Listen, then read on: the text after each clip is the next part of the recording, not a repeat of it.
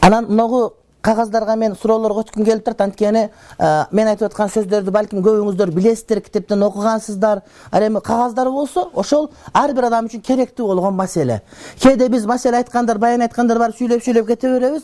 А ол турган адамдар ошо живой көргөнүнө эле ыраазы болбосо айтылган маалыматтар алардын бардыгында болушу мүмкүн да. А суроолорго жооп берүү деген сөз бул ошол адамдардын ичинде көкүрөгүндө чечилбей аткан маселеси бар. Ошолордун бир балким башка жерден угуп бирок тактай албай аткан маселеси бар. Демек того тер маселе деген сөз, ошон үчүн ушулорго мен токтолууга аракет кылайын.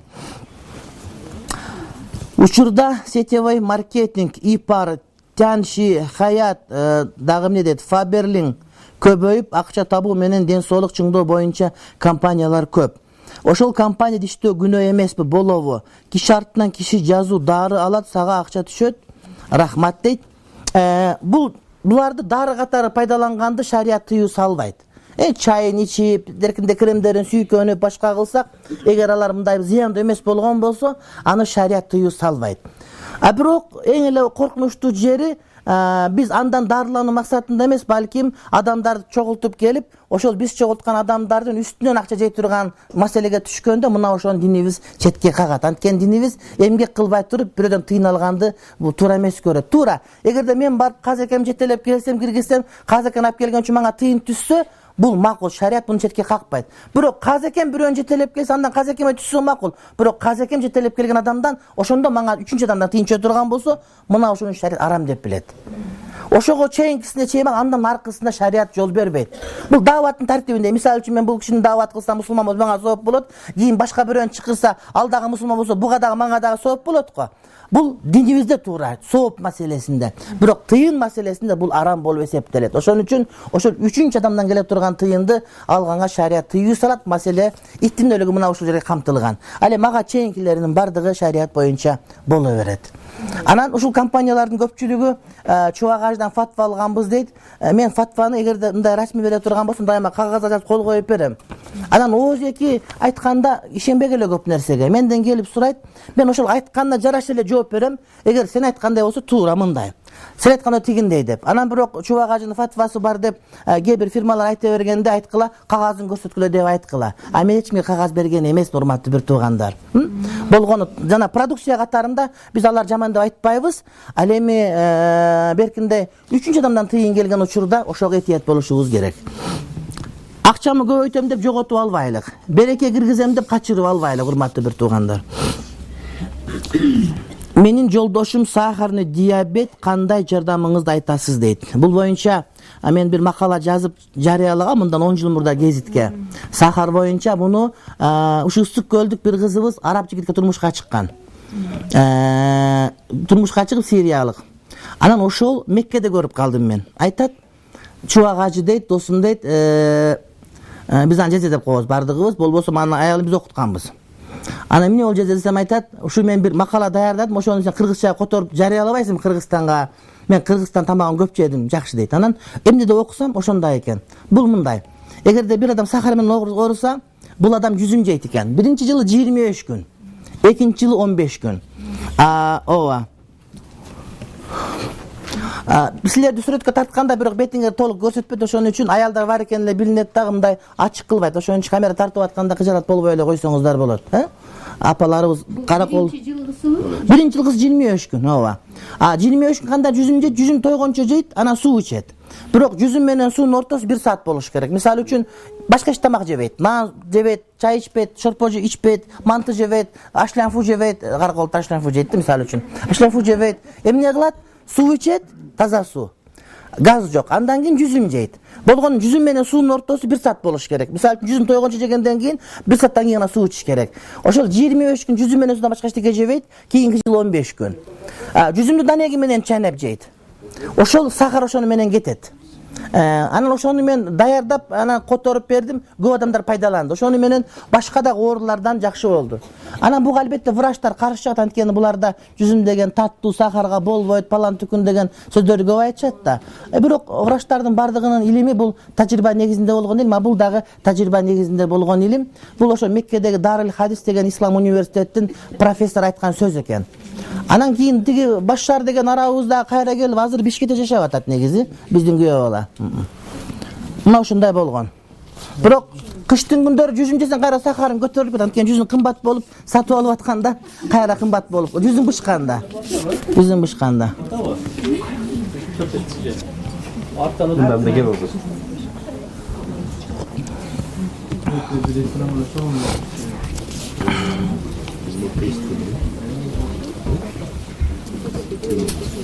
Бул стөлдөрдө берсек болот. Батырышып алсак бир туугандарыбызды. Пайгамбарыбыздын хадиси бар, коноктор келгенде батырышып алалы деген. Сидир деген чөп боюнча айта кетесизби? Бул боюнча атайын китептерде окуш керек, бирок мен билгеним биздин беде сыяктуу чөп ошол адамдардын жанагы ичи катып калганда, ушул сыяктуу болгондо, арыктагысы келгенде, анан өзүндөгү жанагыдай жанагы май жегенде эме болуп калат, пайда болгон. Халистен ошону азайтканда ошого шифасы бар деп. Бул боюнча Ибнул Кайимдин атайын пайгамбардын медицинасы деген китеби кыргызчага которулган. Ошону окусаңыздар пайдасы көп айтылат. Мамлекеттик жумуштагыларга ипотекага үй берүүдө ошол жагы кандай болот? Өзүм намаз окуйм дейт. Эгерде процент төлөй турган болсо, ал процентке кошулуп кете берет. Эгерде канча бир пайыз боло турган болсо, ал процент деп эсептелет. Мамлекеттен башкадан бу айырмасы жок эсептелинет да. Анан кээ бир адамдар мындай бир ипотека деп айтылып, бирок анда процент төлөнбөй турган болот. Мисалы үчүн үйдүн баасы мисалы үчүн 10 миң сом боло турган болсо, ай сайын 100 сомдон төлөп, ушу канча бир жылда кутулат, 10 жылда деп айтыла турган болсо, а бирок кеч калып кала турган болсо, сизге мында туум жазылбай турган болсо, бул процент эмес, анда болот. Geç kalıp kalsanız, misal üçün 4 ay geç kalıp, 5 ay geç kalıp kalsanız, tigi uyuңuз satıp durup, siz төлөп акчаны кайра кайтып берип, аны башка бирөөгө сатып жибере турган болсо, анда бул туум эмес, бул деген процент эмес, бул болот. Анан ушул мамлекеттик жанагы жумуштагыларга ипотека үй берет дегенде мен дайым айтам да. Ошонун шарттары жазылган кагазды мага көрсөтсөңөр, кыргыз тилиндегисин. Мен окуп чыгып туруп фатвасын кагаз түрүндө берет элем. Анткени жөн эле ушинтип айтып коет, анан ар жагы кандай экенин билбейбиз. Балким ошо шариатка туура келген болуш ыктымалы бар. Балким туура эмес болгон ыктымалы бар да. А бирок суроолор бизде кыргызча берилет да, ошо кыргызчага жооптор да кыргызча эле болуп калатчы. Так кетпей калат. Менин суроом адеп башаты коому тууралуу. Мен бул жерге бул жерге келип сабак алайын десем, жолдошум каршы болууда. Себеби эркектер аралашып эле жүрүшөт, эркектер деле баян өтө беришет, пардасы жок эле деп жатышат. Биздин айылдагы имамыбыз да каршы, мени барбасын дептир. Кандай кылсам болот? Аллах ыраазы болсун дейт. Адеп башаты фонду бул мусулмандар, биринчи маселе, экинчи ахли сүннат вал жамаат, үчүнчү ошол бизге туура келген акыйданы карманган, анан бир маскап агым эмес. Болгон ошол жамаатташкан гана топ. Анткени мектептер өзүнчө жамаат, бала бакча өзүнчө жамаат болгондой эле сөз. Анан кийин эркектер сабак берет деген, эгерде эркектер сабак берсе болот, аялдардан жок болсо устаздалар. Эгерде качан мисалы үчүн Бишкекте азыр көп жерин адеп башатында аялдар сабак берип башташты. Анткени мурда тажрыйба жок эле.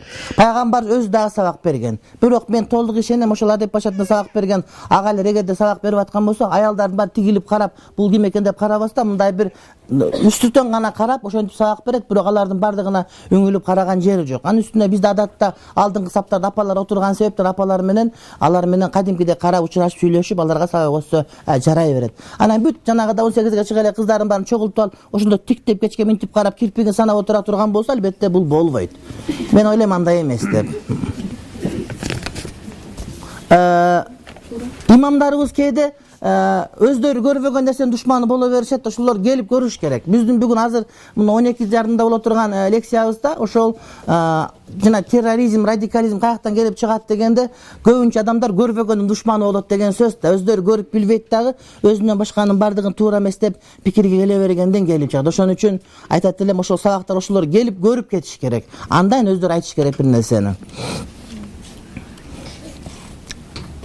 Men öyleyim, dagı uşunday bir wagtlardan keyin ilimde ejekeler gelip kalsa, uşular özleri sağa ötüşöt, erkekler kızlarga kızlar ötüşöt da. A birok zargınçılık bolgon uçurdan da aga ruhsat berilet. Hazır baştalgan ошол эме эстансиялар немелер келди. Şeyhalar gelişti. Ana gelip baştaldı uşu deyip. Mektepte mugallim bolup işteyim. Menin joğuluğuma karşı bolgondor bar, koldogondoru var. Sen bile veysin ırda vaysın, baldarga tuğra emes tarbiye beresin degenderi da boldu. Ulu 5 mugallim özünçe bölmöge kirgizip, joğuluğum çeştep kıynagandары bolgon. Birok men moyun sungan jokmun. Eң өкүнчтүүсү кайра эч кимге айтпагын деп сурангандар, Allah разы болсун дейт. Бул маселени билдирген экен. Эгерде кимдир бирөө сиздин жоолугуңузга каршы чыга турган болсо, дароо сотко бериңиз. Сот сиздин пайдаңызды чечип берет. Анан жоолук салынгандарда ошо мектептин тартибин бир аз караш керек. Ошол жерге барганда жанагыда узун жанагы септе келген кийимдерди кийип алып барып алган болбойт. Ошо мектептегидей костюм кийип, ошондо костюм юбка кийип, анан жоолук тыканараак кылып салса жакшында болот. Менин бир тууган эним мектепте директор. Анан келинибиз жоолукчан. Анан ошол бир күнү ошол атам андан бери атам директор болчу. Атам ишти пенсияга чыгып, анан башка жерге директор болуп, 10 жылда кайра эним директор болуп калды. Анан ошо директор болгонго чейин анан ошол мугалимдер биздин келинибизди кыйнаптыр. Сен эмне жоолук салынасың андай мындай деп. Анан Бишкекке келип калганда карасам, жоолугу мындай бир жанагыдай бир үйдө келиндер кийип алганда кийимдей кылып, мындай кадимкидей кийинип алып. Мен айттым андай болбойт. Ана келинчегиме айттым, сен апарып муну турецкий стилди үйрөт кичине. Мындай бир костюмка деген болот, мектептин өзүнүн бир тартиби болот. Анан ак кофта деген болот, жоолук ушундай кылыш керек. Анан кыргызча саймасы бар бир некелерди окшоштуруп неме кылып барган экен, эч ким айтпай калыптыр. Демек кээде биз өзүбүздө кемчиликти көрбөй, анан башка бирөөнү күнөөлөй беребиз. Ошон үчүн мектепке баргандар мектепке окшошураак кийинип, бирок ошол убакта шарият бузулбай турган кийинсек, алар каршы деле болбойт. Мисалы үчүн Оштогу бир журналист кыз бар, жоолук салынат, бирок ушул кийинген кийими тиги жоолук салынбаган кыздарга караганда көбүрөөк стильный деп айтасың да. Ошон үчүн ошол мектепте мугалимдер ошол динге сөз тийгизип койбой турган деңгээлде кийине турган болсоңор, андан да бетер жакшыраак болот иншалла.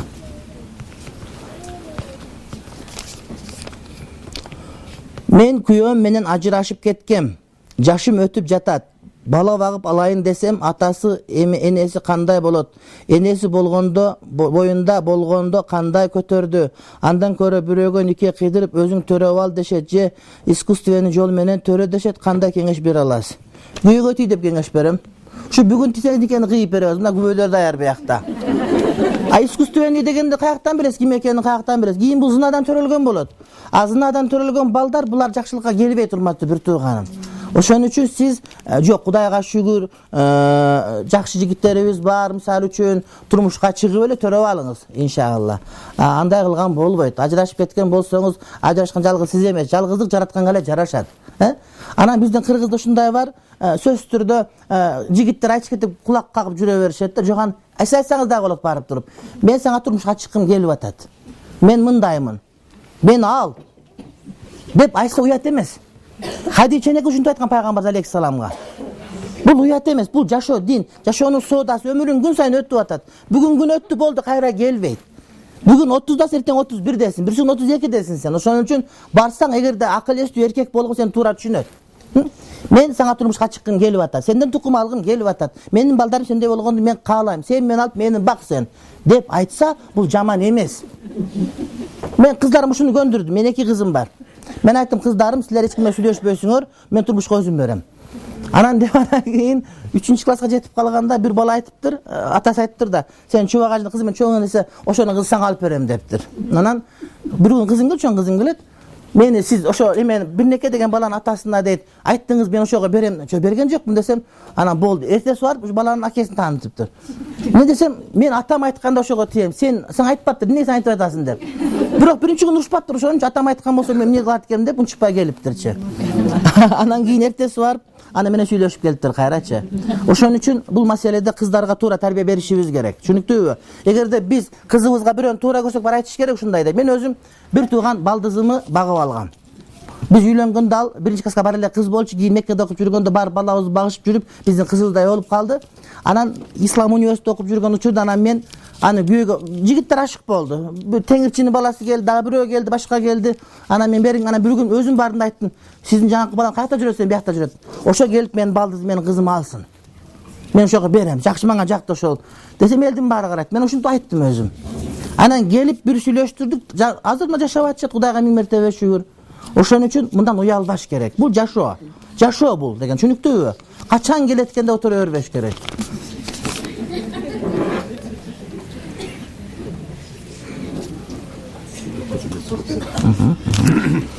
Тамыр кармап дартты аныктагандарга барса болот. Анткени оорунун бардык экили нерсеге такалат. Муздак анан ысык болуп эле.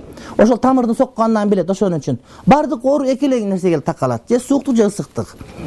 Анан бирок тамыр кармап өткөндө мындай аттан жыгылып түшкөн экенсин, анан мындай болгон экенсин, анан бактылуу болот экенсин, күйөөң өлүп калат балам түкүн десе буга барып көз ачык бол. А бирок тамырдын соккондугун кармап оорун айтып бере турган болсо, сен буга суу ич, кайнак суу ич, сен буга деген тиги сорпо ич, дагы бир нерсе кыл, ысыктан деп айтса, анда бул табып ага барса болот. Чөп чар менен дарылагандарга барса боло берет.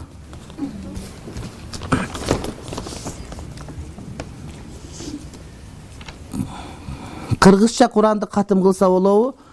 Катым деген сөз баштан аяк окуп бүт деген сөз. Мисалы үчүн мен кагазды баштан окуп бүтсөм, ушул кагазды катым кылган болом. Хатмул Куран деген сөз Куранды окуп бүтүп, мөр бас дегенде эле кеп болот да. А бирок Куран катым кылган деген сөз арабча китепке айтылат негизи, арабча текстке. А сиз Курандын кыргызчасын катым кылган болосуз, ага деле сооп берилет. Бирок Куран баштан аяк окулду деген сооп ал таптакыр өзүнүн башка, Курандын өзүндө гана берилет. Ошон үчүн буяка сабакка келип жүрсөңүз, ошол жерден иншалла тез эле үйрөнүп аласыз. 29 тамга бир күндө бир тамга үйрөнсөңүз, бир айда Куран окуп каласыз иншалла. Анан кете берет. Анткени пайгамбардын хадисинде айтылат, ким Куран окуса, ар бир тамгага 10 сооп берилет деген да. А бирок бул кыргызчасына бир эле сооп берилет. Арабчасына ар бир 10 сооп берилет. Кичинекей балдарга прививка сайса болобу, кайсыл айдагысын албаш керек? Бул боюнча мен көп сүйлөгүм келбейт. Анткени эгерде алба деп айтсам, албай коюп, башка бир себептен ооруп өлүп калса, баласы чубага айткан үчүн өлүп калды деп ызы чыгылгандар көп.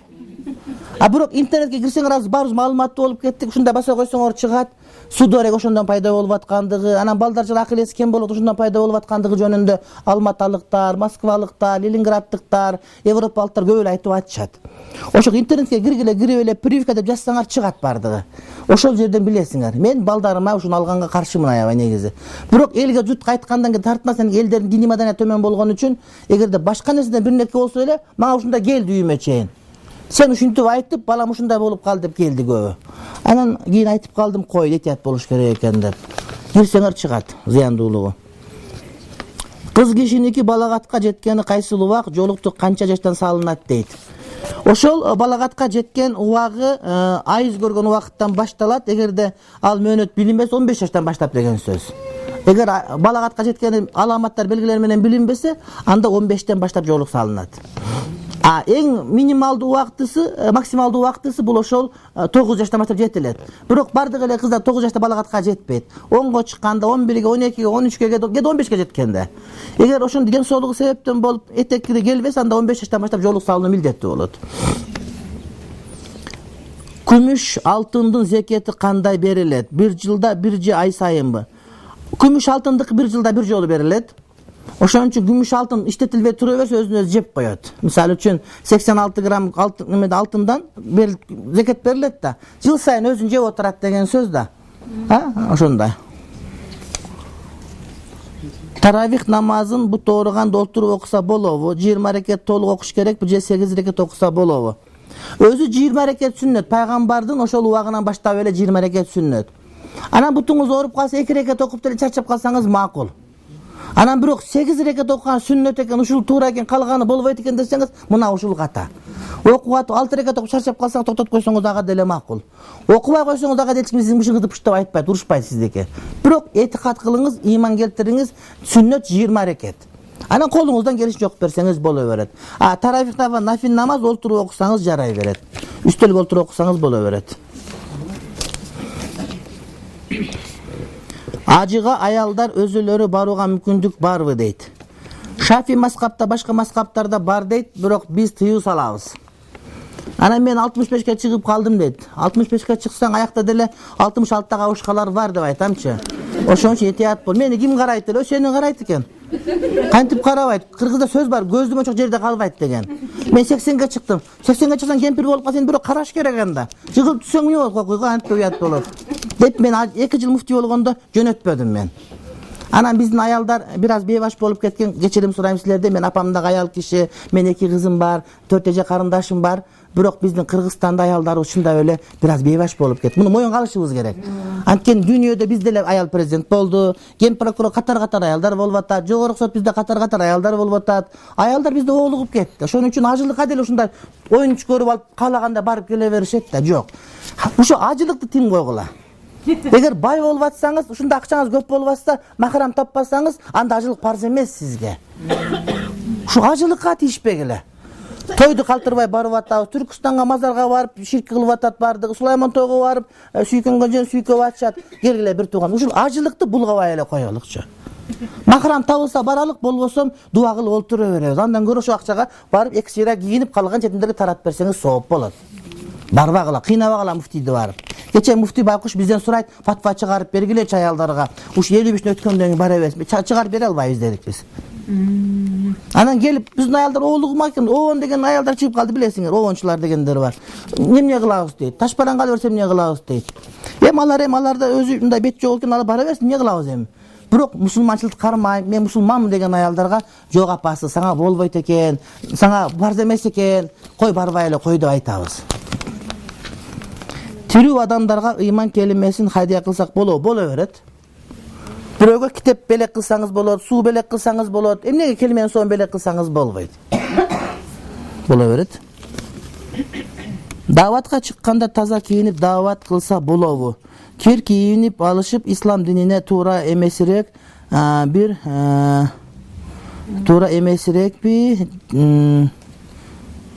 болуп жатат. Ошолорду казыкелерге айтып түшүндүрсөк болобу? Түшүндүрүп айтып атабыз, деп атабыз. Ошол даватка чыкканын бардыгы эле кир кийим эмес. Эң эле артта калгандары ошо кир кийим кийип атышат да. Бирок ал ошока баргандан кир кийимден жуп аппак болуп калат. Аппак болгондо баягы эмес, башка дагы жаңы бирөө келип калат да. Күнүгө жаңы толукталып аткандай кеп. Бул намаз окугандарды эң жаманы кир кийим кийет экен, ошо менен жүрөт экен. А намаз окуган эң жаманы бомуж болуп кетет, уктап атат биякта. Ошол эң жаманыбыз биздики кир кийим кийип атат. Бирок 2 күндө кийими тазарат, бирок кайра бир армия толукталып, кайра жаңысы келип калып атат да. Бирок кир кийим кийсе дагы ошол адамдарга туураны айтып атат да. А намаз окубагандарды кандай болуп атат? Кийими кир, үстүн чаап сийип алат, анан бомуж болуп кетип уктап атат мисалы үчүн. Кир кийим, кечке кир кийим кийбейт. Анан кээ бир адамдар бар, табиятынан акыл эси кемирээк, тарбиясы жогураак болот, башкасы жок. Адат ошол. Ал намазга киргенге чейин деле кийими кир болчу. Эми кичине жаңырып атат. Илгери бирөө бир күндө 10 жолу уруп калат экен да. 10 жолу уруп калат. Анан кийин даватка келгенден кийин урулугу 5 жолу болуп калыптыр. Элде жатат дейт, мына даватчы күнүгө 5 жолу урдап атат деп. А мурда 10 жолу урдачы бир күндө. Бул азайды го 5 жолу. Эмнеге 5 жолу урдабай калды айтпайсың, 5 жолу урдайсың деп. Бир чоң акылман кагазга точка коюп көрсөтүптүр. Ак кагазга. Муну эмне бар, ким айтат десе, бардыгы кара точка бар деп айтыптыр да. Аны айтыптыр. Эмнеге силер чоң акты көрбөйсүңөр, кара точканы көрөсүңөр силер.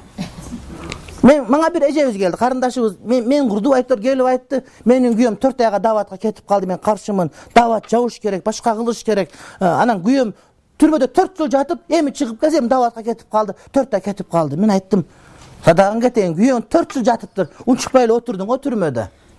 Эми 4 жыл 4 ай деп эсептеп кое берсен. Күйөөң түрмөдө эмнени гана көргөн жок, кандай адам болуп кетти. Бияка бар, ондолуп кайра келет. 4 жыл жөнүнө жүрбөдүңбү? 4 айга өлүп каласыңбы? 4 айга кетпей дагы бирөөнү дагы 4 жылга камалып дагы деле жүрөсүң кайра сен. Сабыр кылбайсыңбы деп айтсам, карап туруп туура айтасыз дейт. Сен ошентип түшүнүп кое бер. Күйөөм 4 жыл камалган деп. Зато күйөөң мындай болуп келет. Анткени түрмөдөн чыккан адамдарды бизге келишкен эл бизди коомчулук кабыл албайт. Бул зек деп айтышат. Ишке албайт, билесиңер баарыңар. А биз эмне кылабыз? Мага келет да түрмөдөн чыгып эле келгенде сабагыңызды көрөт элем десе, мен дайыма даватка жөнөтө берем. Анткени даватка барганда буга адам катары мамиле кылышат. Сабак беришет, башка кылат дагы адамдарга кошулуп калат да. Болбосо түрмөдөн келгендер жүрөт, 2 күндөн эч ким кабыл албайт, кошпойт, кайра түрмөгө түшүп калып атпайбы? Бизде ушундай коомчулук, билесиңер баарыңар. Түрмөдөн айылдан бир ай камалып кайра келсе, эч ким менен катташпай коет, ечка деп айтышат бардыгы. Ошого биз ишти берүүгө аракет кылабыз, Ади Пашада сабакка кошконго аракет кылабыз. Ади Паша жаман деп айтат. Жок, бул жакшы аябай. Анткени көп аялдар, көп эже карындаштары ушуларга кошуп берип, ошол жерден эжекелер менен таанышып, ошол жерден жумушка барып иштеп, ошол жерден жашоого кошулуп кетип атышат. Akır adam деген mesele var da adam birinci orunda oluş gerek da. Avrupa'da bir köçede orup kaldı itti darlaşat eken. Biz adamdardın көңүлүн карабай калдыкчы. Түрмөгө түшкөндө байкушал жөн эле камалып калган болушу мүмкүн. Тоогурда камалып калган болушу мүмкүн. А башка бир мамлекеттин жарым урда берген бирөө келсе төргөт көрөсүн, өтүңүз деп тамагын таппай каласың. Байкуш күнөөсүз эле бир тоогуз урда камалып калган 5 жыл келсе сен аны түрмөчү деп айтасың да. Анын балдарынан бери шылындайт бизде, билесиңерби? Атасы апасы мындай деп. Кошулбайт. А ошону биз даватка чыгарса, ошо жерден дос жар табат, ошо иш табат, ошо менен наракка адамга кошулуп кетет. Бул ушундай бир жакшы институт, урматтуу бир туугандар. А бирок кир кийим кийгендер мага да жакпайт. Абу Ханиф Азирет бир күн сабакта отурса, бирөө отурат, жүдөп үрпөйүп, дербиш болуп кетти. Эл чыгып атпай, сен отурчусаң балам отур деди. Эл кеткен айтты, олтурган жанамазды көтөрсөң астында тыйым бар деди, акча бар, алып үстү башың оңдоп ал деди. Анан дегенде айтты, Дамулла Азирети имам Абу Ханифа, акчам көп адаммын деди. Анан көп болсо эмнеге жүдөп жүрөсүң деди, оңдоп койсуң үстү башың лөлө болбой. Деп ушинтип айтты. Эми бир адам жаман кийине турган болсо аны жаман деп айтпашыбыз керек. Ошону чакырып балким жуун алып айткандыр, балким башкадыр. Бир жолу бир жерге бардык. Анан барсак бир адам келип учурашып кетти. Анан жанында айтат, ушул киши дайыма кир деп жүрө берет деди. Неге жуунбайт дейт. Анан мен айттым, ушунун үйү каякта экенин билесиңби сен? Билбейм дейт. Ал телевизордон көп чыгат да. Бирок Бишкекте эң артта калган микрорайон шайттын жаңы новостройкада. Мунун бир эле бөлмө үйү бар дедим. Ачсаң эшик, кирсең үй, болду ушул эле. Бул жууна турган жери жок, билесиңби ошону? Кээде мен үйүмө келип, кээде мунун үйүнө барып суранып жуунуп кетет. Сен күнүгө жуунбайт деп айтасың сен. Сен элдин баарын өзүң да ойлобос. Ошого балким чакырдыңбы сен үйүңө апарып бир жуундуруп койдуңбу ошо кир деп атканды. Сен кийимиң чечип бер, кийип берейин. Мына күйөөгүн 15 шим бар. Бир шим менен бир күн чечип бердиңби сен?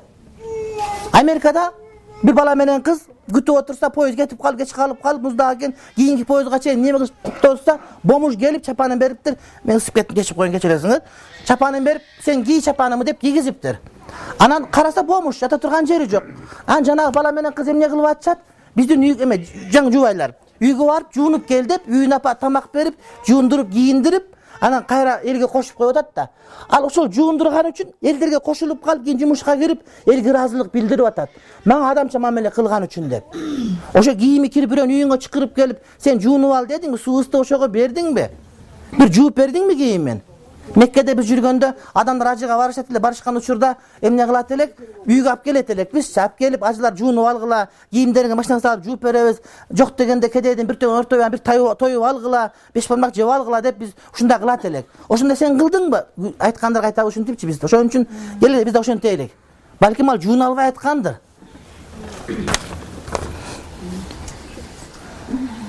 Мен атамдын 5 Бешенесин.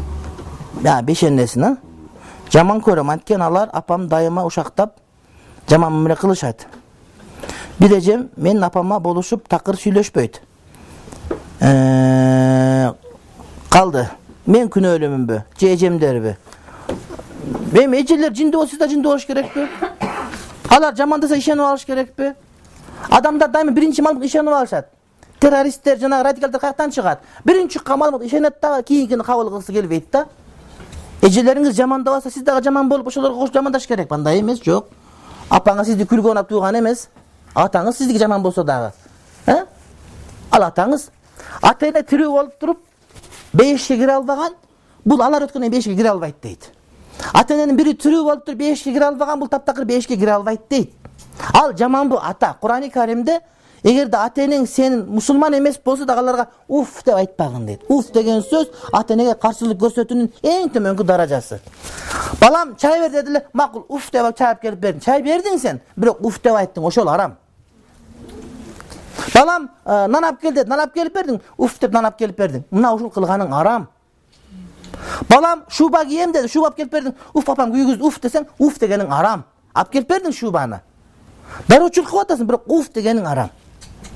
Демек аларды карап кашыңы бүрүттүргөнүң, уңгулдаганын, дуңулдаганын алып келип тарс эттирип койгонуң, ушулардын бардыгы арам шарият боюнча. Анан сен атамы жаман көрөм, жаман көрбө сен. Ата бирөө эле болот, эне дагы бирөө эле болот. Алар кайра келбейт. Эненин кадырын энеси өткөндөр гана билет. Атанын кат атасы өткөндөрү гана билет. Ошон үчүн өтүп кеткенге чейин сыйлап алыш керек. Сен ата-энеңде сага чынык ылас менен башка бирөө дуа кылбайт, урматтуу бир тууганым. Биз дуа кылабыз, молдеке дуа бер деп, чөнтөгө канча тыйын сала ошого карап дуа кылабыз. Канча тыйын салганыңа карап, дасторконго карап дуа кылабыз биз деген. Бирок ата-энең ага карабайт сага. Сен жамансыңбы, жакшысыңбы, түнү менен дуа кылат сага. Колу менен дуа кылышты билбеши мүмкүн, бирок жүрөгүнөн дуа кылат. Сага жамандык каалабайт. Биздин апалардын сөздөрү бар, даяр бардыгында өлүңдү көрөйүн деп урушат. Бирок ал оозунда эле. Ал жөн эле сөзү, садаган кетейин дегенде эле сөз аныкы. Ал каргыш эмес, эстен чыгарбаш керек. Сага энеңди эч ким дуа кылбайт, сага жакшылык каалабайт.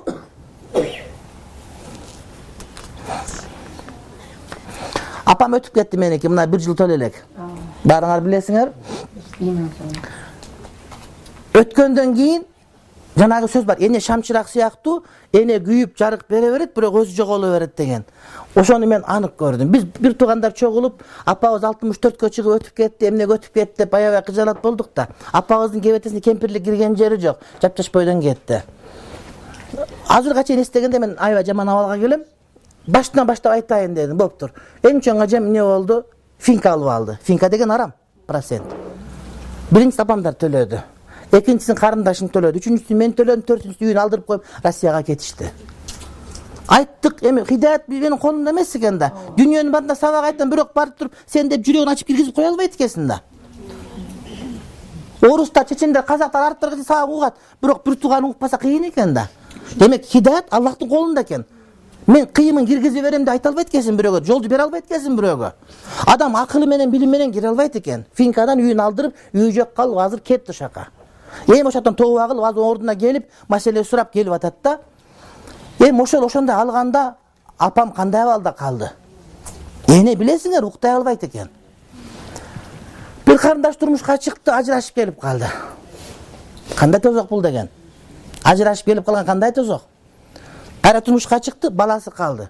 Андан кийин карындаш баласы иштеп келди.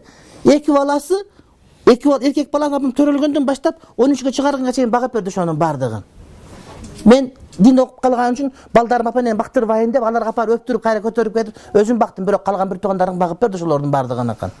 Бирок ошентип 64 жашында англис тилчи мугалим ушундай аял кемпирлик абал кирбей туруп кетти чарчап. Анан мен билдим, ошо шам ушундай экен. Эненин бардыгы ошондой. Эненин бардыгы ошондой. Бардык эне ошондой. Сага билинбейт ал. Сен өзүң эне болгондо билесиң. Ошон үчүн ата дагы мына ушундай. Аларды эч убакта жаман көрбөш керек, бир тууганым. Алар өтүп кеткенден кийин аттын кыласына өтүп кеткен болот.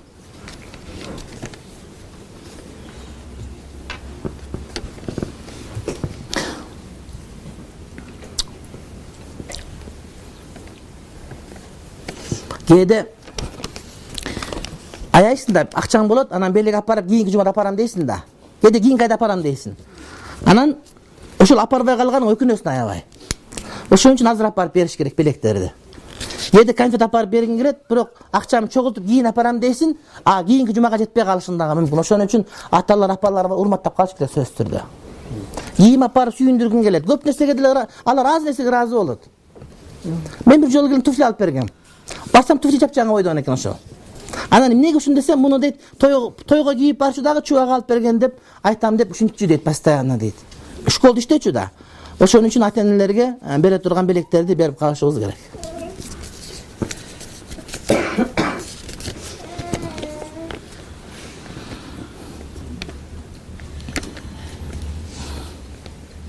Биздикине келип жаңы пылесос алдык, эски пылесосубуз. Анан апам көрүп, мен ушун эскини бергиле деп суранды. Анан мен эскини бергим келген жок. Анткени жаңы алып берем дедим да. Анан кийин жаңы алып бергич апам өтүп кетти. Анан эми эскини бергенден уялдым. Эскини мечитке апарып койсом ошол иштетилип, анан ошо менен адамдар сооп болот, жаңы алып берем дедим. Көрсө апам балам дагы жаңы алып кыйналбасын. Кыйналбасын деп ошол эскисин эле мага бер деген экен. Анан барсам пылесосу бузулуп калган экен, мен билбепмин ошонучу.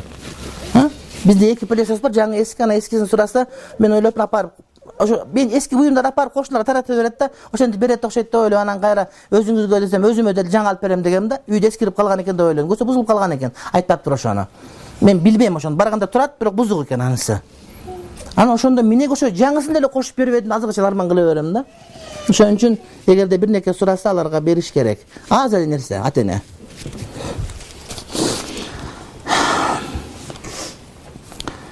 Мектептеги окуучулар суицидке көп барып жатышат. Тарбиянын таасири балдарга жетпей жатат. Тарбиянын жолдорун түп тамырынан өзгөртүп, медитация сыяктуу сабактарды өткөрүүгө шарт түзсө болобу? Колго аласызбы дейт. Эми колдон келишинче аракет кылып атабыз. Ошон үчүн биринчи кезекте балдардан жанагы чоң телефондорду, смартфондорду менен алып коюш керек. Аз адамдар өзүн өлтүрүп ошол менен. Өлүм келип атат тууганым. Биз 2 жыл мурда айттык, аз адамдар өзүн өлтүрүп атат. Ошон үчүн балдарга муну бербеш керек. Аларга жанагыда простушка телефон болот, ошондой эле бериш керек. Аны менен байлыгын башканы кылбагын, уже өтүп кетти бул. Аларга жакшы мектепке окут, ошого кетирген каражат мектепке төлө, кружокторго төлө. Бирок балаңа телефонду бербе. Бишкекте мына Оштон өлүп атат. Акыркы канчада 15 бала өлдү ушундан. Азыр жаңы бир балия келип атат ушунданчы. Жаңы оюндар чыгып атат. Ошон үчүн кымбат телефондорду сатыш керек базарга барып, керек болсо. Же жөн эле мусор кыргызыш керек болуп калды. Балаңызды жоготуп аласыз. Менин балам намаз окуйт, кызым жолу салынат дейсиз го. Телефон жалгыз калганда бардыгы жок болуп кетет. Мен өзүм ишин албайм. Жалгыз отурганда, компьютер көрүп атканда мен корком өзүмөн жаман жакка кирип кетемби деп. Өзүм корком кадимкидей. Ошон үчүн мен кабинетимди дайым ачкыч калтырып кетем, бекитип кетпейм. Анткени балдар келип компьютерден бир нерсе көрсө уят болуп калбайын деп, мен дайым калтырып кетем. Улам билет кабинеттин ачкычын. Ошентем, үйгө интернет киргизген эмесмин. Бишкекте тура киргизген эмесмин. Аялым кече телефондорун баарына сейфке салып коюптур дагы, жөнөкөй телефондорду карматты мен мектептеги балдарыма. Ошондо кылгыла силер дагы. Бул зыян, балдар жоготуп алабыз биз. Таптакыр туура эмес. Үйдө компьютерди көрсөткөндө бөлмөгө камабаш керек. Ашканада же эл отурган залда көрүш керек, биз карап отуруш керек эмне көрүп аткандыгын, тамак кылганча, башка кылганча. Өзүнчө кое берсеңиз балаңыз жоготуп берген болосуз. Базарга киргизер. Кыргызда сөз бар илгертен. Боло турган балаңды жибербегин базарга. Бул базар. Боло турган балаңды жибербегин базарга, болбой турган балаңды кое бергин казанга. Казанда жүрө берсин аралашып. Ошо менен курсагын тойгузат. Бул базар бул. Буга жибербеш керек, кое бербеш керек баланы. Наргиза деген атты которуш керекпи? Башка атка, себеби нар деген туура эмес деп уктук дейт. Нар деген арабча от деген, тозок деген сөз. Бирок кыргызча нар деген ал эмес, кыргызча нар деген сөз, нарду кымбат деген сөз бул. Наргыз кымбат кыз деген сөз. Араб тилинде сөз башка. Болбосо мында кыргыз тилинде кээ бир сөздү араб тилинде уят болуп колдонбой коет элек, андай эмес. Ошого жанагыдай көр таква болбош керек. Наргиза жакшы ат бул. Наргыз, нардуугуз, нарбү дегендей эле сөз. Нартөө деп коет кымбат төөлөрдү. Ал башка маани. Менин уулумдун азан чакырган аты Манасбек. Дагы азан чакырып Камчыбек деп коюлган.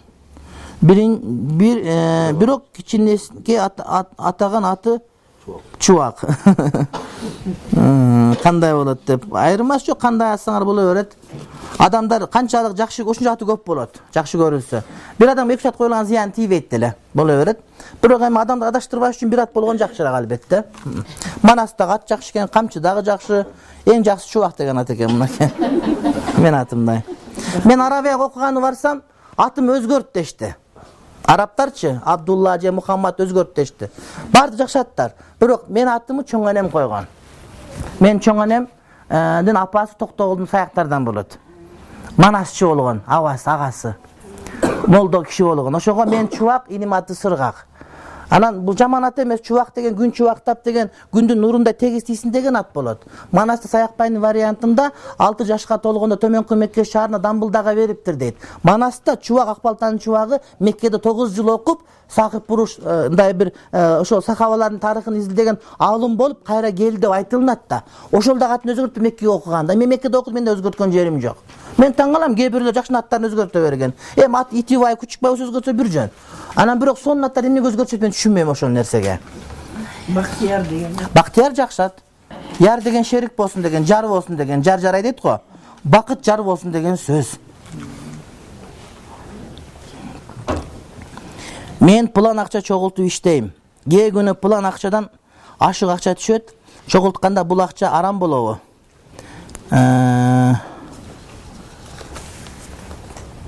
План акча чогултуп мен сиз маселеңизди мага тереңирээк жазышыңыз ошондо жооп берет элем. Азыр мен түшүнгөн жокмун бу жерден. Анткени ар бир тилдин өзүнүн орду бар да, кантип акча түшүп калышы мүмкүн.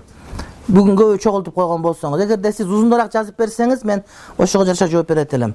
Кызым турмуштан ажырашкан, күйөөсү талак бербей жатат, экинчи турмушка чыгууга талагы жок, чыга берсе болобу? Жок. 5 жылдан бери жөнөтпөйт талак дейт. Чогуу баргыла. Аксакалдарды апарып үйгө түшүп калгыла. Эгерде ушундай жашап айтса, талагын бермеш кетпейбиз дегиле. Макулбу? Ошентип эле аксакалдар апаргыла, аялдар барбасын. Ызыч болуп кетпесин. Эркектер бар отуруп, ошол бала келсин. Болбосо кетпейди, отуруп алсын, тамак обед берет, ужин берет, дагы ужин берет. Анан чарчат акыры, анан берет талагын, алып келе бересиңер. Талак бермейинче күйөөгө тийгенге болбойт. Көп убакыт өтүп кетсечи. Көп убакыт өтсө деле. Талак деген токун жумурткасы эмес, сынып калчудай. Нике деген бекем болот. 10 жыл өтүп кетсе дагы сынбайт ал деген. Болгону бир гана учурда. Эгерде нике кыйып атканда шарт коюлса, эгерде сен мени, аял айтат күйөөсүнө, 6 айдан ашык убакыт тамак аш бербей, кийин кечек бербей, мени камсыз кылбай, мени менен чогуу жашабай, жытыңы жыттатпай, себепсиз кетип кала турган болсоң, 6 айдан кийин өзүм талак коюп алуу укугун мага бересиңби деп сураса, эркек макул десе, андан кийин нике кыйылса, мына ошондо болот. Ошондо 6 айдан кийин карап туруп, менга болбой калды, бакпады бул, эшек чыгып, акмак чыгып калды бул деген. Кой, деп молдого барып туруп, молдеке, мына молдекем, мына 2 күбөм.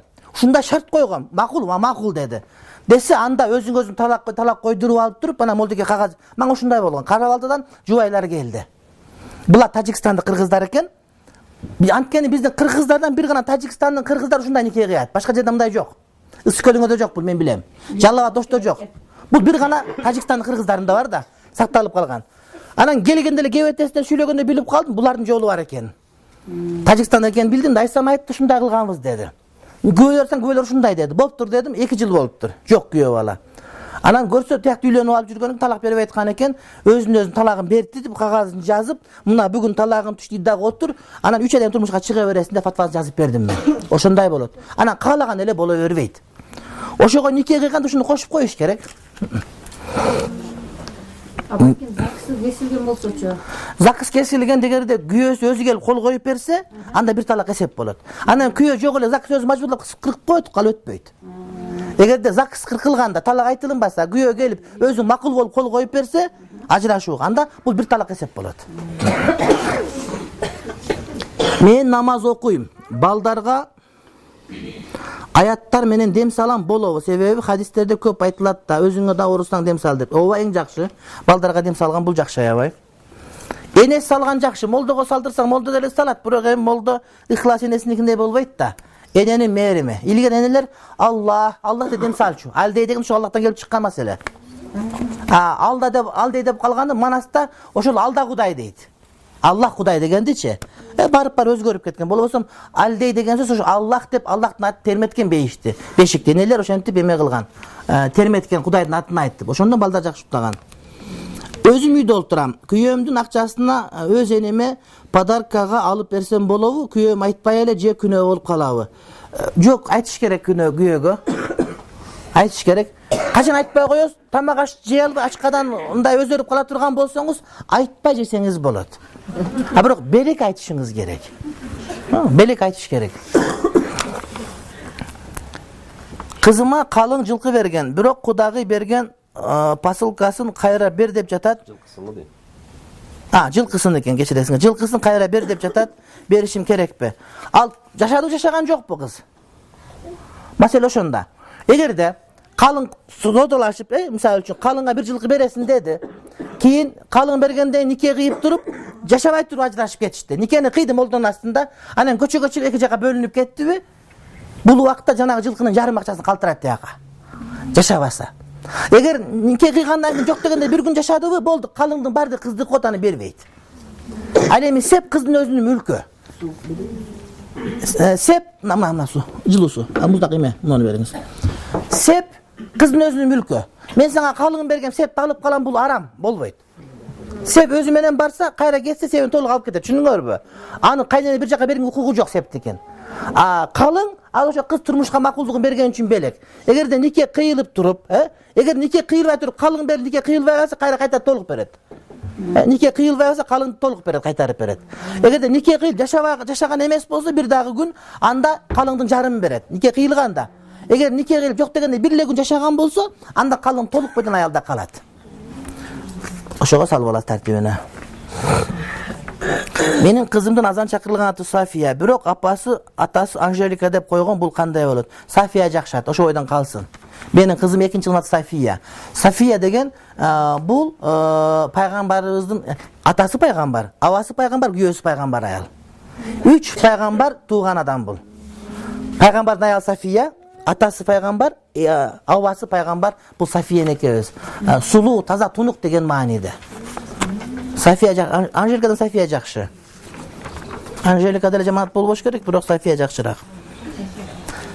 Ого. Президенттик өз кандидатураңызды коесузбу дейт. Койбойм. Шариат боюнча бирөө президенттикке, муфтиликке кандидатурасын койбойт. Бийликке мен шайлагыла деп койсо, бул адамдан Кудайдын жардамы качат. Пайгамбардын хадиси бар. Кимде ким бир бийликти өзү сурап ала турган болсо, анда буга Кудайдын жардамы болбойт, ошол бийликтин кыйынчылыгы буга жүктөлөт дейт. Эгерде кимдир бирөө адамдар сен ылайыксың казеке, сен бол деп шайлашса, өзү макул болбосо, бирок элдер шайлашса, анда бул адамга Кудайдын жардамы болот. Ошон үчүн мен президент койгула деп айтса анда кыйын. Ошон үчүн адамдар көрсөтүшүп шайласын да бир жөн. Бирок өзү кое турган болсо, бул Кудайдын жардамы качып кетет деген сөз.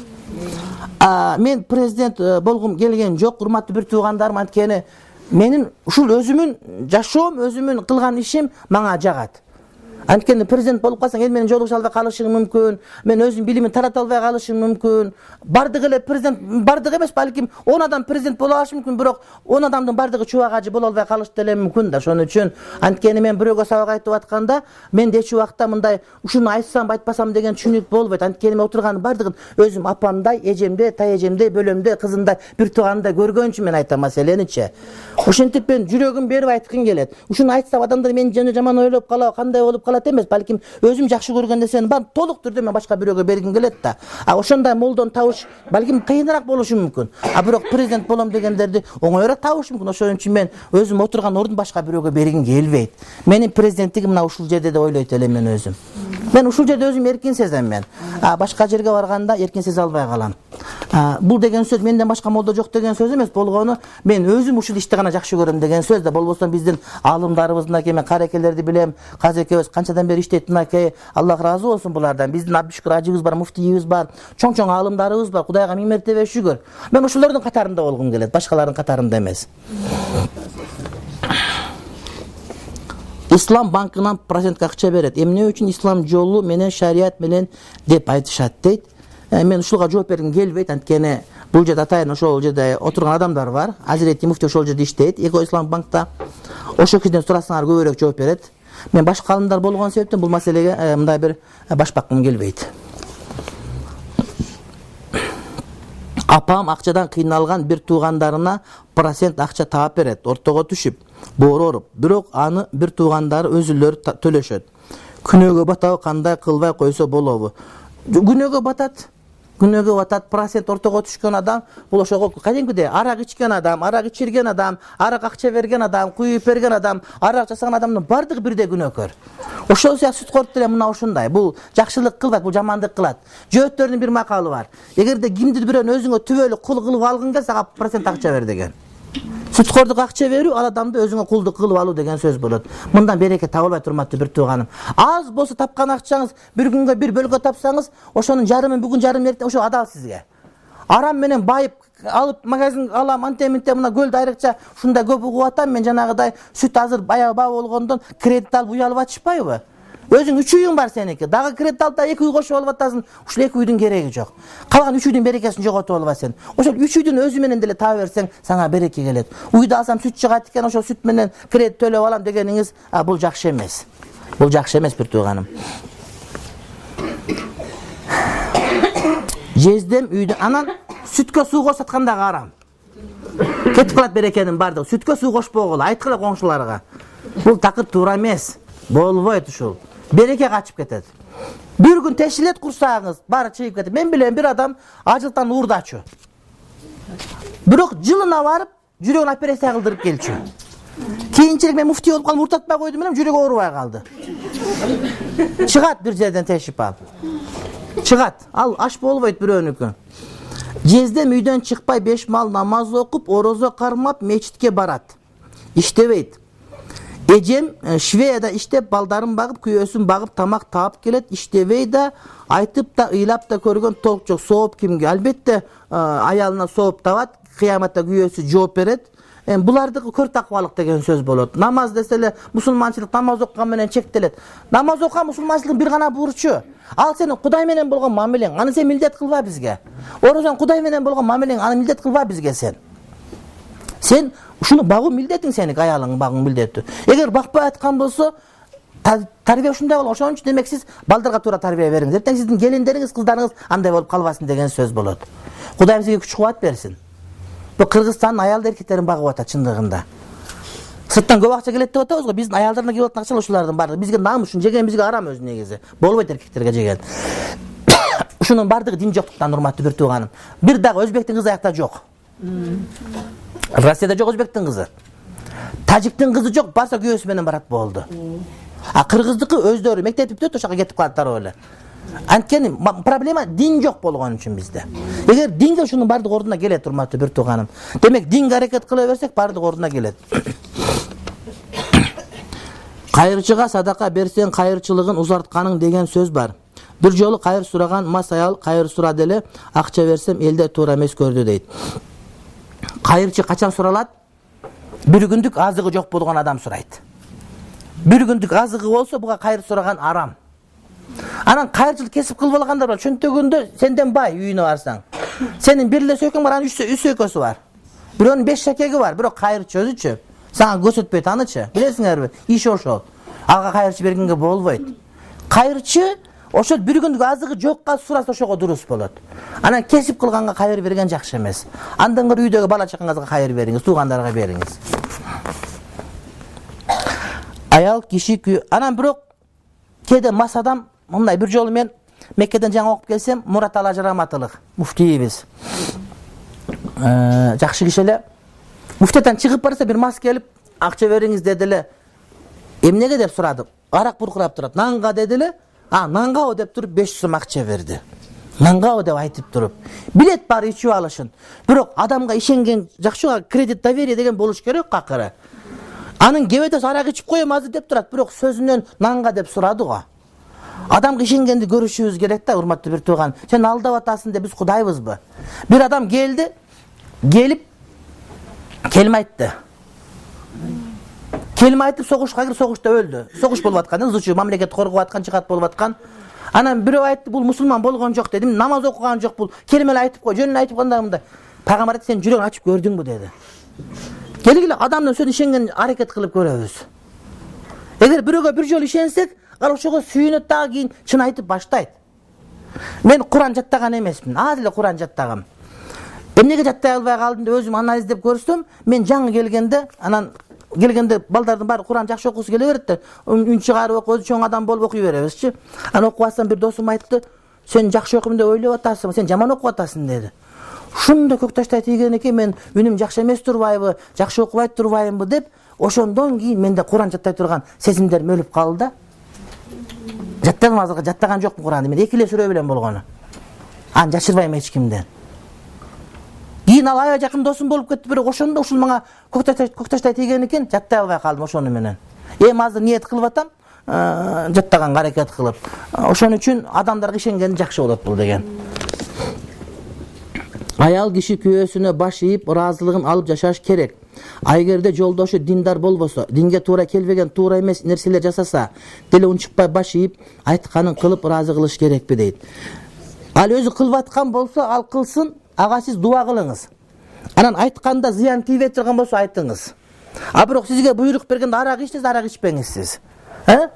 Шариат тыюу салган нерсеге буйрук берсе аткарбайсыз. Бирок шариат уруксат берген нерсе аткарыш керек болот бул убакта. Шариат тыюу салган нерсеге аткарбайсыз ал убакта. Бирок аткарбайт десе чыгып туфли менен башка бир уруу эмес, балким маданияттуу түрү менен. Мен намазымдан көп адашып атам, мисалы 5 менен куптанды, 1 же 2 саат окуйм. Бул эмнеден же дем салдырыш керек. Эмне кылам? Адашканым 1 жылдай болду. Мен чоң эне ушинтип окуйт эле, Раматылык. Намазга кирет, чарчаганда салам берип бүтүрүп кое берет. Кээде 1 саат, кээде жарым саат окуп кое берет намазды. Эми билсе намаз шалал окуйт экен байкуш. Бирок 5 мал үзбөй окуйт эле. Аны ушу намазга чындап кирет. Анан чарчагач окуйт, анан чарчады салам берип бүтүрөт да, кээде карасаң 45 мүнөт окуган болот. Бир намаздычы. Караган ошондо окуп калды да. Бирок ниет жараша кабыл боло берет. Кыжалат болбоңуз сиз. Кыжалат болбоңуз сиз. Намазды эч ким айта албайт, мен 100% туура, мен да айта албайм. Бул да айта албайт.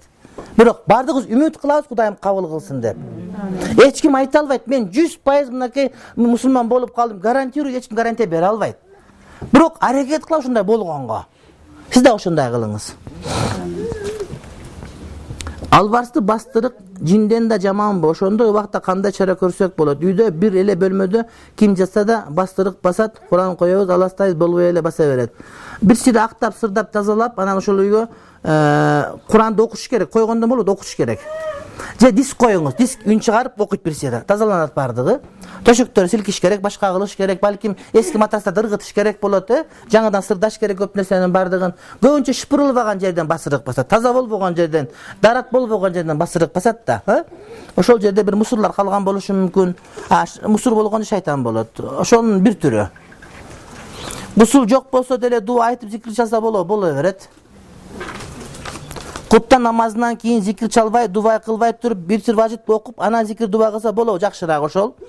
Же куптандан кийин өзүнчө зикир дуа битирден кийин өзүнчө зикир дуа окулап ансеңиз да боло берет, ыктыярыңызда. Бирок бир дуа менен бүтөт бардыгы. Багымдат намазга дарат алып, анан сапожка кийип, бир жака барып келгенде дарат бузулбаса, сапожканы чечкенден кийин дагы бузулбайт.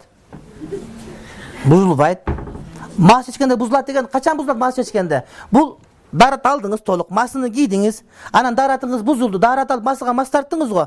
Ошондон кийин мас чечилсе, буттун гана дараты бузулат. Бутту жуп койсоңуз бүтүп калат. Бирок дарат алдыңыз, масыны кийдиңиз, кечке жүрүңүз, дарат бузулган жок. Келип масыны чечтиңиз, буттуңуздун дараты бузулбайт. Бутту жууп, дарат алгандан кийин, масы кийгенден кийин, даратыңыз бузулуп, жаңы дарат алып бутка мас тарттыңыз да. Мас тартылган масынын гана буттунун дараты бузулат. Кийин масыны чечкенде буттун дараты бузулат, бутту жууп, кийип аласыз, ошо менен болду, кете бересиз. Мисалы үчүн, эртемен дарат алдыңыз.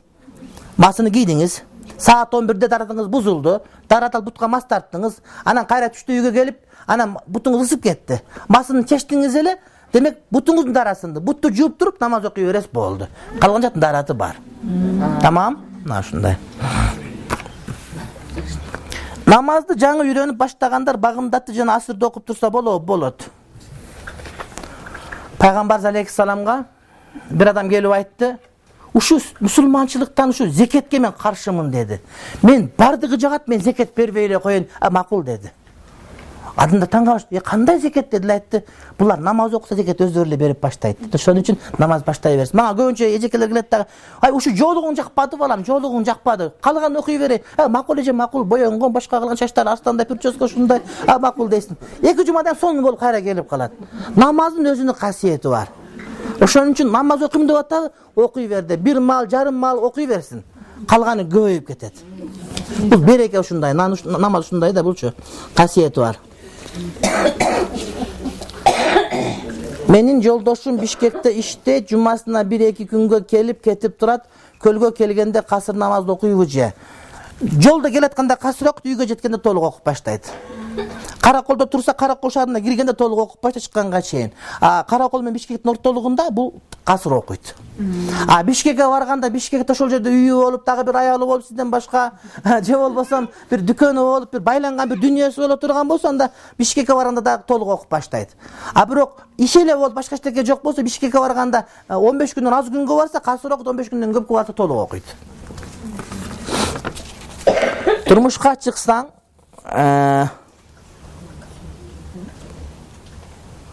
турмушка чыккан жерим динден алыс адамдар.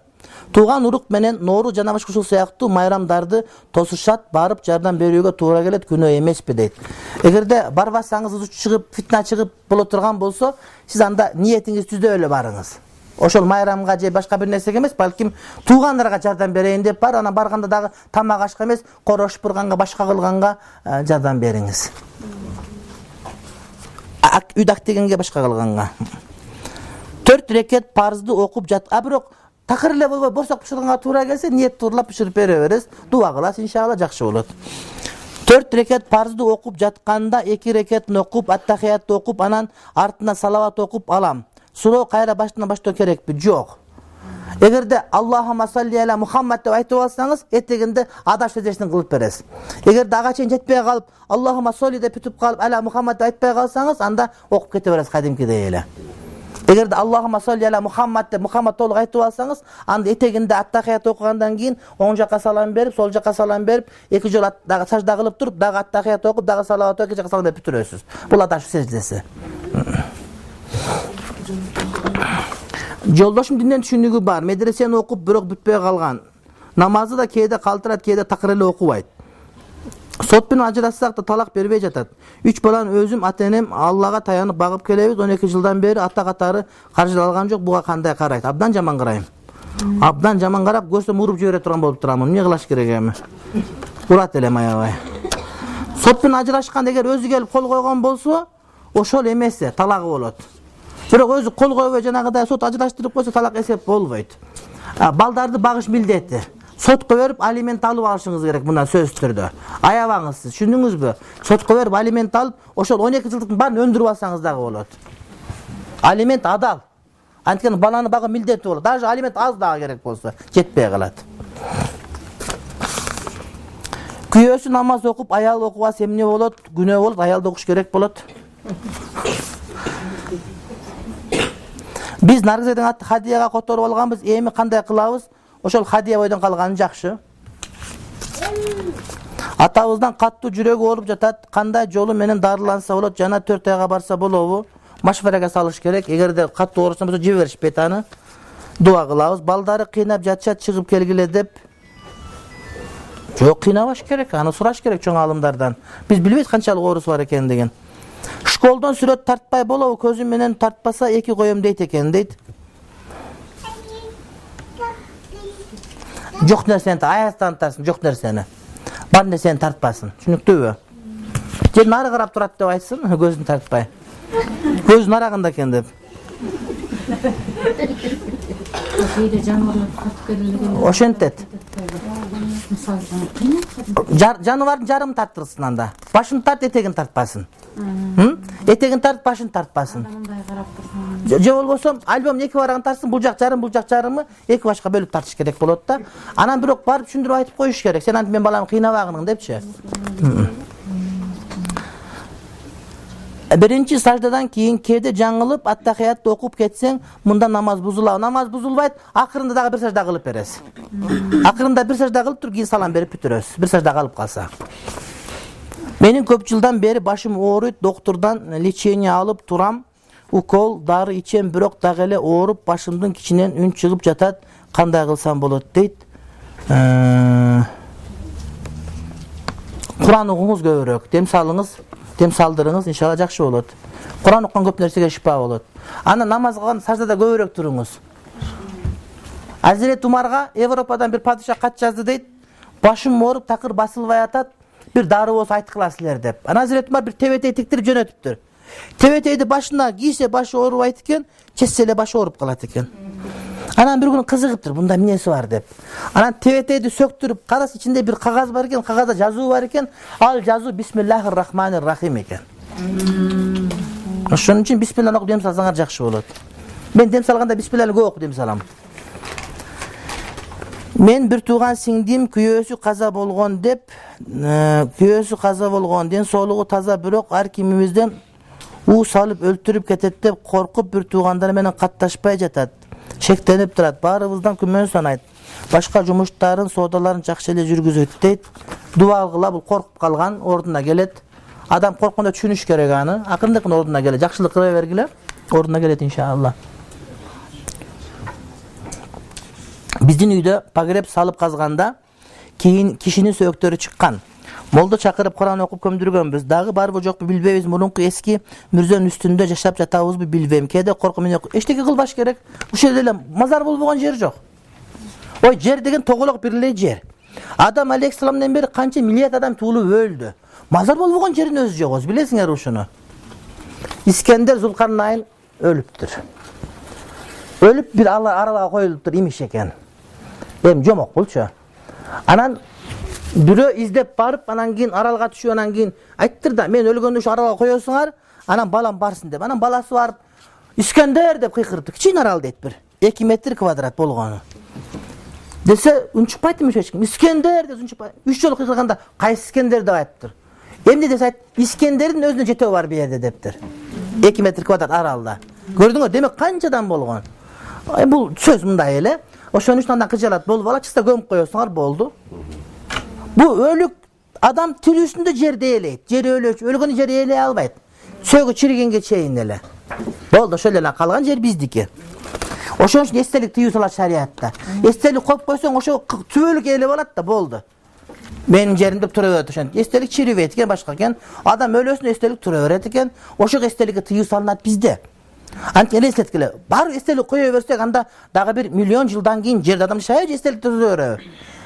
Kayaka basabız. Qayerde bazar bolot, qayerde meçit bolot. Kayaka kazıkı baldarını yüz salat. Büt estelik turgan bolsa. Ele estetkile ezettiңерби? Har birinin esteligi var. Estelik degen taş tura beret kança жылдар var. Taş bolgo koroңuzdağı. Taş Adam aleyhissalam görgön taş. Berki taşın Muhammed peygambарды görgön taş. Kийинки taş Topon sunu görgön taş. Dağı adamdарды görөt al taşlar degen. Taş tura beret. Oşoga estelik bolboyt. Aytsaң эле, ой estelik bolboyt, молдул ayta бересиңер. Эртең эмне каяка келсиңер, башыңа келсиңер талааны каяка. Каяктан bir жер кылып мындай bir чай ичебиз, басабыз. Парк калбай калат. Ошондой. Ажырашкан 17 жыл болду, 4 баланы багышкан жок. Эми карыганда Киргизде демне кылыш керек. Киргизип ала бер, гитте эле киргизип алгандар бар. Bizde de kirgiz aldık bir git gelgen eken. Bak o şunda ele söz emne kılış gereken bari baldan atası bir adam eken.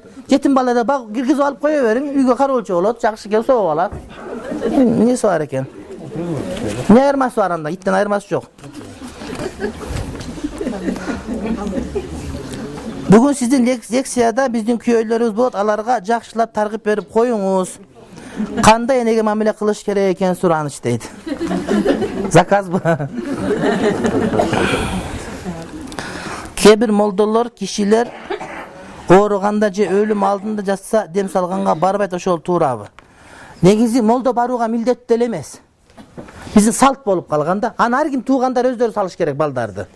Bizde molda karızday görüp kalgan, oşon üçün oşentip barıp ana barbasa kapı olu verişet da moldаны mildet emez. Bирок адамгерчилик барган жакшы болот. Bir İslamiyat var, bir insaniyat var. İnsaniyatlık bul. Oşoga çıkırsa bargan. Men sabakta olsun çıkırır barbaya kalsam çuvağa acı boy götürüttü. Yok men sabagım var. Onun için bar albaya kalam. Misal üçün da. Balaga kıt kuydurup jürek götürüşken tuğra emes. Kıt kuydurgan, korgoşun kuydurgan bolboyt. Bирок jüregin götürtken bolot. Antken jürek şunda öyle kozgolup kalsa karnap götürüp başka kılıp salangdat başka alıp çoğutup ornap gelet. Bирок kıt kuydurgan bolboyt. Jogal. Hafsa bint Umar enevizge paygambarımız Hafsa emes Hafsa menen. Hafsa bint Umar enevizge paygambar emne sebepten talak bergen açık aykın bilgi verip koya alasız rahmat deyt. Bul uzagırak söz bolot. Anan aytkandan toktoluş gerek. Bирок bir nesini aytıp berim şol jerde kitaplarda gelet sahavalar Makka'da Maydanaga göçüp gelgende bir sahavalar aytıptır. Dünyemin jarımı seneki, üyümün jarımı seneki. 2 ayalım bar kalasan 1 ayalımı sana verim de aytıptır degen sözler gelet da. Anı göğe düşünbeyt da al degen söz bul kanday söz. Bul jana men sana canım tartı degen deyle söz bul. Ayalın kantip büröge bere albayt anti al tuura emes jok al. Bolgonu men sana canım tartı degen söz. Canım tartı kılbayt da. Bürö gelip kana kimdi alayın dep Cebrail perişte gelse men al dep berbeyt canım bürösü. Aperesi ölüp kalsa jürek gerek bolsa jüregin tartıp berbeyt bürösü. Bирок canım tartı degen söz sen menimce kımmat adamsın degen söz. Oşo zat tuura düşünüş gerek. Ana Hafsa nevs boyunca uzagırak mesele var. Ana toluk aytkan hareket kılış gerek. Kıskı vakıtta al ülgürbeyibiz. Sıralarda hemen toktotsak azır. Tiyakadağı 12'de meşit kılış gerek. Bağımdat namazın adaşıp aytıp okup en ayakı duanı okup бүтүп бата кылып бүтүп saatты карасам күндүн чыгуу 4-5 мүнөт өтүп кетет. Ал кандай болот, кабыл болобу дейт. Эгерде 4-5 салам бергенде багымдат дуага чыга элек болгон болсо кабыл болот. Бирок салам бергенге чейин багымдат дуага чыгып кеткен болсо, анда намазды каза кылып окуп бересиз. Namazı бүтүп айтып, бүтүп atıp 2 жолу Allahumma barik ala Muhammed деп айтып алам, эчтеке болбойт. Кудайым кабыл кылсын. Oho. Kayağını okuyayım bunu. Yakta başta okuyayım mı? Kur'an sabagına kelgen dayalдар Kur'an Karimdi tumak же жолугу менен артка байлап окуса боло берет. Эгер жалаң аялдар болсо боло берет. Хижап кийиш шарт эмес.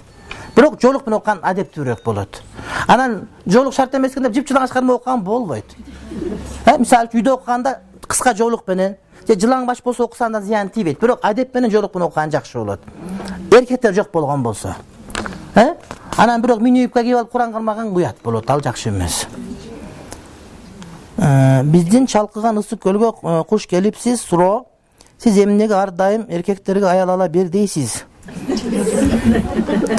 Себеби алар балдарын кийинки аялга алмашып бир жолу да сурап койбойт. Андайларга болбойт. Андайларга бир аялда гашык болот. Мен айтам, болбойт сага деп айтам. Сен андан көрө күйөөгө тийип ал деп айтам, бир күчтүүрөөк аялга. Бул эки аял алат деген сөз, ошол эки аялды карай ала турган, адилеттүү боло турган, байбиченин тилине токолду кое бербей турган, токолдун тилине байбиченин зулумдук кылып койбой турган, акчасы кенен экөөнү тең багала турган, экөөнү үй алып бере турган же квартираны төлөй ала турган, ден соолугу үчүн акыл эсе эркектерге. Анан шпана болуп жүргөндөргө болбойт. Эки үй жок, ошол убакта эле иштей албайт. Мейли кийинки аялды төрөп ал да бир үй жок, ал аял арсар болуп калууда. Биринчи аялды, экинчи аялды мамиле балдардын убалына ким калат? Ошол алган адам калат. Арам алганга болбойт аларга. Аларга болбойт. Эми карап көргүлөчү. Кат узун экен, ушун тегерегенде болсо керек. Кыргыз кыздар Кытайга тийип атат, билип атасыңар. Кытай поездде эле жебет, калганын баарын жейт экен. Ошого кошулуп биздин кыздар жеп атат. Ошо жерде кор болуп өлүп атат. Биздин кыздар немиске тийип ошодон өлүп кайра келип атат. Ошол кыз сиздин сиңдиңиз, сиздин кызыңыз, менин карындашым, башка бирөө.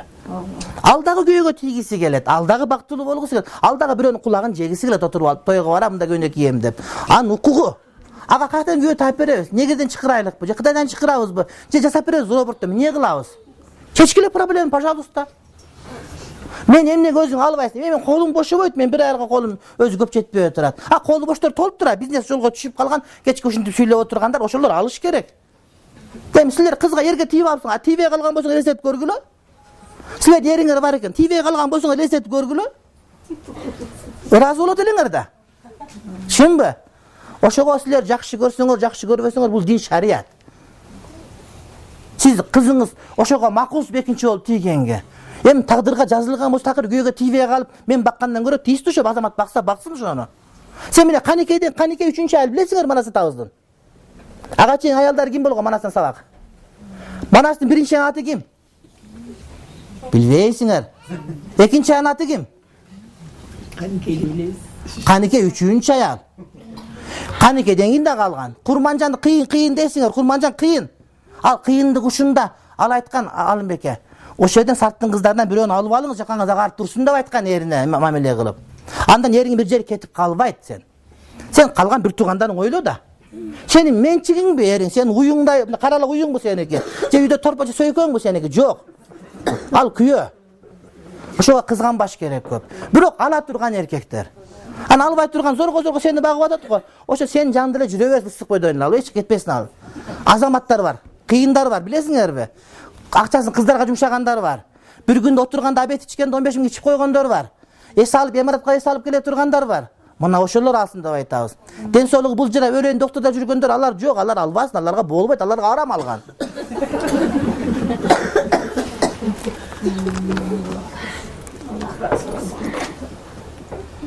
Эгер аял Аллах жолунда намазын бүт парызды толук аткарып, анан күйөөсү аны каалабаса, ушуга кимде каталык кечесе да ал күйөөсү түшүнбөсө, балдары менен батирден батирге көчүп, эми ушундай аялдарга ким жардам берет? Күйөөсү жардам берет.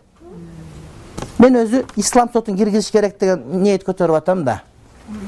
Үй бүлө маселесинде ушундай, Англияда ушундай көтөрүлүп аттыр. Эгерде экинчи ала тургандар бизде ачык болуш керек. Кандай? Биринчи аялдын курсагы токпу, кийим бүтүнбү, канын текшерип, кан нормалбы, гемоглобин толукпу аялдыкы? Анткени курсак ач аялдын каны аз болот, билесиңерби? Аялдын каны толук болсо, андан кийин экинчи аял алсын. Айлыгын кара канча айлык табат, башка табат, эркектин соонун текшерип туруп, анан өпкө оору өзү болсо, иттин этин жеп жүрсө, анан экинчи аял эмне кылат? Бул болбойт андай. Ага алганга болбойт айтат элем мен. Аялдар мүрзөгө барып Куран окуса болобу, балам каза болгон болот, бирок көмүп атканда барганга болбойт. Кийинчерээк барса болот. Анан барат деп күнүгө барып алганда жакшы эмес. Анда мында бир барып турса, бир жылда бир болот. Менин балам 7 жашта, сиздин баяндарыңызды сүйүп угат. Көмөктат бата берип коюңузчу балдарыма дейт. Амин. Бисмиллахир-рахманир-рахим. Барыңыздардын балдарыңыздар, небереңиздер жакшы болсун. Жакшыга шерик, жамандан алыс болсун. Адалдан кенен рызкылуу болсун. Кудай Таалам өзүнөн башка муктаж кылбасын, оорутпасын. Кудайым кол көтөрүп турган бир туугандарыбыздын бардыгын тилеген тилектерин берсин. Кудайым шерменде кылбасын. Кудайым сөзүбүздү оозубузда кылсын. Тилектерибиздин баарын тегиз кабыл кылган болсун. Кудайым элибизге тынччылык, аманчылык берсин. Кол көтөрүп тургандарыбыздын, ушул жака келем деп келе албай калгандардын, дайыма келип жүрүп бүгүн келе албай калгандардын да тилеген тилектерин Кудайым кабыл кылсын. Алардын күйөөлөрү, балдары, күйөө балдары, жестелери, аталар, апалары бардыгы бактылуу болсун. Кудай Таалам кандай тилеген болсок, тилектерин баарын кабыл кылсын. Бойдокторубуз күйөөгө тийсин. Кудай Таалам ажырашканда жараштырсын, таарынышканда табыштырсын. Уул жокторго уул берсин, үй жокторго үй берсин, кыз жокторго кыз берсин. Кудай Таалам карызы барлар карыздарынан кутулган болсун. Ооруп аткандарга шифа ажил берген болсун. Анча-мынча ооруп өткөргөн күндөрүбүздү ошол ооруга менен кафарат кылып кетирген болсун. Кудай Таалам иш берсин, адалдан кенен рызкы берсин, үй бүлөлүк бакыт таалай берсин.